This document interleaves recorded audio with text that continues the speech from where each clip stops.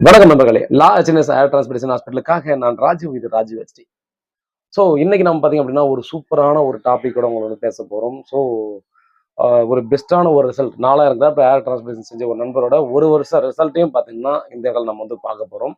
மேலும் பார்த்தீங்க அப்படின்னா நம்ம மனிதராக இருக்கக்கூடிய நாம் வந்து உயிரற்ற பொருட்கள் மேலே காட்டக்கூடிய ஒரு சில விஷயங்கள்லாம் பார்த்தீங்கன்னா ஒரு பாதுகாக்கக்கூடிய விஷயங்களோ இதெல்லாம் பார்த்தீங்கன்னா நம்ம வந்து நம்ம மேலே காட்டிக்க மாட்டோம். ஸோ அவளுக்கு என்ன அவ்வளோ பெரிய தப்பு நம்ம பண்ணுறோம் அப்படின்றத பற்றி பார்த்தீங்கன்னா இந்த வீடியோ நம்ம பார்க்க போகிறோம். சூப்பரான ஒரு வீடியோ தான், நல்ல ஒரு கான்செப்ட். அதனால் மிஸ் பண்ணாமல் முழு வீடியோவும் பாருங்கள்.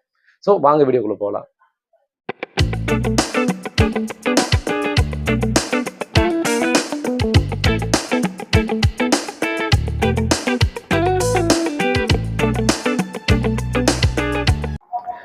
இப்போ கண்டிப்பாக பார்த்தீங்கன்னா நம்முடைய இந்த நண்பரோட ரிசல்ட்டை கண்டிப்பாக நீங்கள் பார்த்துருப்பீங்க. இந்த நண்பருக்கு பார்த்தீங்கன்னா 4000 கிராம் வரையும் ஏர் டிரான்ஸ்பர் செஞ்சிருக்காங்க. ஃப்ரண்ட்ல ஃபுல்லாகவே பார்த்தோன்னா பால்னஸ் இருந்தது. ஸோ அதுக்கப்புறம் பார்த்தீங்கன்னா மேலே இருக்கிறது எல்லாத்தையுமே ஃபில்லிங் பண்ணாங்க.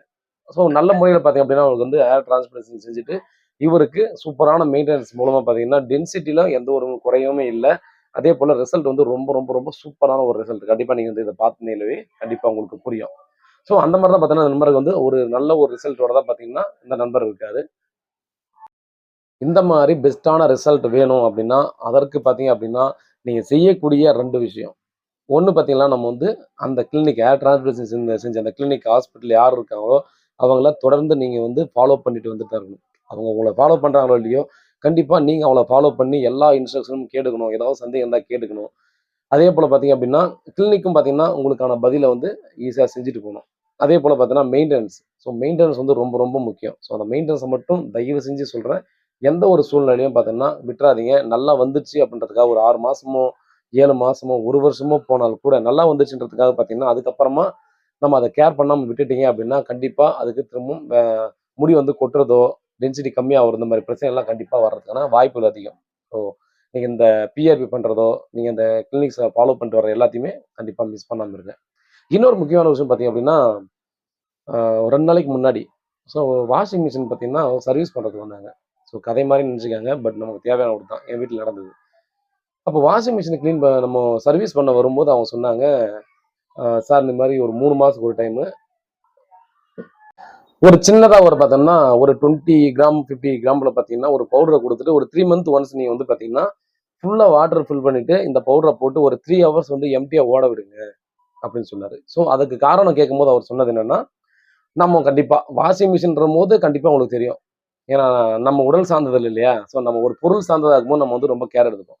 அப்போ இதை இப்போ பண்ணோம்னா உள்ள இருக்கிற அழுக்குகள்லாம் ரிமூவ் ஆகிட்டு ஃபுல்லாக கிளியர் ஆகிடும். ஸோ அழுக்கோ துரு பிடிச்சிருந்தோ எல்லாமும் கிளியர் ஆகிடும். அடைப்பு இருந்தாலும் நிற்கும் இந்த மாதிரிலாம் சொல்லுவாங்க. ஸோ அதனால பார்த்தீங்க அப்படின்னா இது யூஸ் பண்ணணும்னு சொல்லுவாங்க. ஆனால் நாம் என்ன பண்ணுவோம், 3 மாதத்துக்கு ஒரு டைம் கண்டிப்பாக அதை கிளியர் பண்ணுவோம். அதை யூஸ் பண்ணிகிட்டே இருப்போம். அதை பாதுகாப்பாக வச்சுட்டு இருப்போம். காரணம் என்னன்னு கேட்டிங்கன்னா அது காசு கொடுத்து நம்ம வாங்கியிருக்கோம் அப்படின்ற ஒரு கான்செப்ட் இருக்காங்க. பட் இதே ஒரு விஷயம் பார்த்தீங்கன்னா நம்ம வாழடி வாழையாக முன்னோர்கள் வந்து இப்போ வரையும் சொல்லிட்டு வராங்க. 3 மாதத்துக்கு ஒரு முறை நீங்கள் வந்து பார்த்தீங்கன்னா உடலில் இருக்கிற கழிவை போக்குறதுக்காக பேதி ஆகிறதுக்கான மருந்து சாப்பிடுங்க. இயற்கையான முறையில் ஏதாவது செஞ்சு பேதி ஆகிறதுக்கான ஒரு சாட்டர்டே சண்டேவிலையோ இந்த மாதிரி பார்த்தோன்னா ஒரு நாள் நீ பண்ணுங்க அப்படின்ற மாதிரி வந்து சொல்லுவாங்க. 3 மாதத்துக்கு ஒரு டைம் செய்யுங்கன்னு சொல்லுவாங்க. ஸோ உடலுக்குள்ளே இருக்கக்கூடிய அந்த கழிவு எல்லாம் மலக்கழிவு எல்லாமும் பார்த்தோன்னா கிளியர் ஆகிடும். வயிறு எம்டி ஆச்சுனாவே பிரச்சனை இல்லை அப்படின்ற மாதிரி சொல்லுவாங்க. பட் நம்ம அதெல்லாம் சுத்தமாக செய்ய மாட்டோம்ல. அது நம்ம வந்து கேர் எடுத்துக்கவே மாட்டோம். நம்ம வந்து காசு செலவு பண்ணி ஒன்று பண்ணுறோம் அப்படின்னா அதுக்கு மதிப்பு அதிகமாக நம்ம நினைக்கிறோம். பட் நம்ம வந்து விலை மதிப்பே இல்லாத அந்த காசை கூடிய விலை மதிப்பே போடக்கூடிய நம்முடைய உடலுக்கு பார்த்தீங்க அப்படின்னா அந்த கேரிங் வந்து நம்ம சுத்தமாகவே எடுத்துக்கிறது இல்லை. ஸோ இதன் மூலமாக பார்த்தீங்கன்னா நிறைய பேர் அனுபவிக்கக்கூடிய இந்த மலச்சிக்கல்ன்றது பார்த்தீங்கன்னா காமனாகவே இப்போ எல்லாருக்கும் வர ஆரம்பிச்சிருச்சு. பட் அதை கடந்து பார்த்தீங்க அப்படின்னா நிறைய பேருக்கு அந்த குடல்வால் பிரச்சனை. ஸோ அந்த அப்பண்டிக்ஸ் பிரச்சனை பார்த்தீங்க அப்படின்னா கண்டிப்பாக நிறைய பேருக்கு வருது. போன உடனே பார்த்தீங்கன்னா அது உடலில் ஒரு தேவையில்லாத ஒரு பொருளாக சித்தரிச்சு பார்த்தீங்கன்னா கட் பண்ணிடுறாங்க. கடவுள் கொடுத்த உடல்ல இருக்கிற அத்தனை பாகமே பார்த்தீங்கன்னா, ஏதோ ஒரு தேவைக்காக தான் இருக்கு. எதுவுமே தேவை இல்லாம அப்படின்லாம் இல்ல. ஸோ அதுவும் குடல்வாலும் பார்த்தீங்கன்னா, நமக்கு சில நல்ல வேலைகள்லாம் செய்யுது. நீங்க அப்பெண்டிக்ஸ் ஆப்ரேஷன் பண்ணவங்கலாம் பார்த்தீங்கன்னா, மேக்ஸிமம் இப்போ ஓடவே மாட்டாங்க. நீங்க பாருங்க அந்த பேலன்சிங் எல்லாம் பார்த்தீங்கன்னா, அது பண்ணுது. பா அந்த உடையில நம்ம அந்த உணவுப் பொருட்கள்லேருந்து கழிவா போறதுக்கு முன்னாடி இருக்கக்கூடிய எல்லா சக்தியும் எஞ்சி இருக்கக்கூடிய சத்துக்கள்லாம் உறிஞ்சக்கூடிய வேலைய செய்யுது. இந்த மாரி நெறைய விஷயங்கள் வந்து குடல்வால் செய்யுது. பட் அதெல்லாம் சொல்ல மாட்டாங்க. நீங்க போன உடனே பார்த்தீங்கன்னா, அப்பெண்டிக்ஸ் ஆப்ரேஷன் பண்ணிடுங்க. அப்படின்ற மாரி சொல்லுவாங்க. ஸோ அது அப்பெண்டிக்ஸ் இப்ப அந்த பிரச்சனை மட்டும் தான் வருமான்னு கேட்டீங்கன்னா, எல்லா பிரச்சனை முடி மட்டும் இல்லைங்க. உடலுக்குள்ள எல்லா பிரச்சனைகளுக்கும் காரணம் இந்த உணவு பழக்கவழக்கங்கள்ல நம்ம வந்து இந்த செய்றோம் பார்த்தீங்களா? இந்த கிளியர் பண்ணாமல் இருக்கு பார்த்தீங்களா, இதெல்லாமும் ஒரு காரணம். நம்ம சாப்பிட்ற சாப்பாடு வெளியே போகணும். ஸ்ட்ரக்காகி நிற்கக்கூடாது அப்படின்ற ஒரு விஷயம் வந்து நம்ம வந்து திரும்ப திரும்ப சொல்லுவாங்க டாக்டர்ஸ். ஸோ நீங்களும் பார்த்தீங்கன்னா, இது வந்து அவங்க சொல்கிறாங்களோ இல்லையோ, நீங்கள் அதை கடைப்பிடிச்சா ரொம்பவே நல்லாயிருக்கும். ஸோ நம்ம சாப்பிட்ற சாப்பாட்டில் ஃபோக்கஸ் எந்த அளவுக்கு பண்ணுறோமோ, அதே போல் பார்த்தீங்க அப்படின்னா, அதை நம்ம எந்த அளவுக்கு நம்ம வெளியேற்றுறோம், எந்த அளவுக்கு நம்ம வந்து ஹெல்த்தியா இருக்கு அப்படின்றத பார்க்கணும். ஸோ உடல்ல இருக்கிற மேக்ஸிமம் ஒட்டுமொத்த பிரச்சனைகளுக்கும் காரணம் உணவு, உணவு சம்பந்தமான விஷயங்கள், நம்ம சாப்பிடுற உணவு வெளிய போகணுன்ற ஒரு கான்செப்ட் வந்து பார்த்தீங்கன்னா, நம்ம நெறைய பேர் எடுத்துக்கிறதில்ல.